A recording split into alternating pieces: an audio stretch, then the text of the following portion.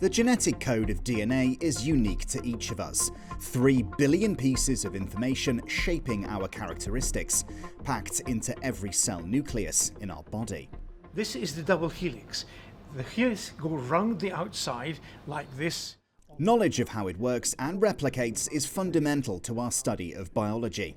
And 70 years ago today, a pair of scientists in the Cavendish Laboratory in Cambridge successfully modelled its structure.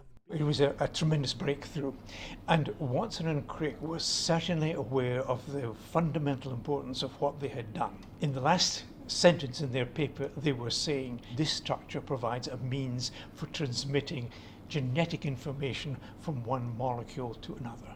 The discovery was so stunning that it really caught the imagination, I would say, of the public. But of course, that was only the beginning. Indeed it was, but an initial breakthrough came a year earlier. In 1952, Rosalind Franklin and Raymond Gosling took the first X-ray diffraction images of DNA, which suggests the molecule is shaped like a helix.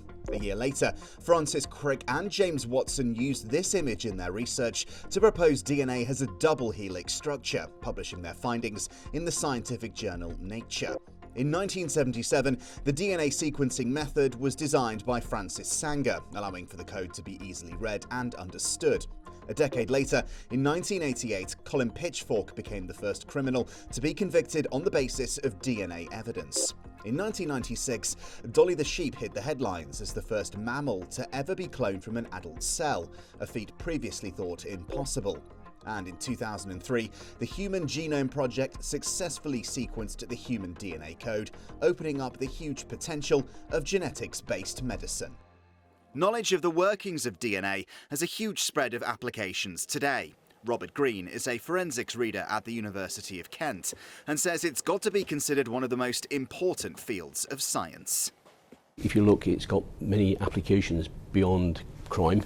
Look at the advances in cancer science, for example. I've read a paper only this morning, about how DNA will be at the forefront of research to identify how cancers spread and how they mutate and so forth. So I'm pretty sure that the answer to lots of scientific questions are in that structure. While the Francis Crick Institute is running an exhibition on a new scientific frontier, genome editing, the ability to purposely alter parts of our DNA. Most things on Earth are now effectively editable by human beings, which is incredible as well as super exciting. There are so many different possibilities, right? The ones that really get people's ethical cogs turning, as it were, are the ones about humans and human health. Where does the line to enhancement come in? So what is actually the difference between avoiding what happens when we get sick and actively enhancing something? And actually, if you start thinking about it, that line becomes incredibly blurred.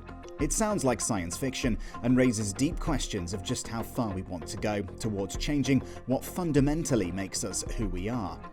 We've come a long way in 70 years to crack the genetic codes to life, but we've barely scratched the surface of the potential of what we can do with it. Nick Smith, ITV News.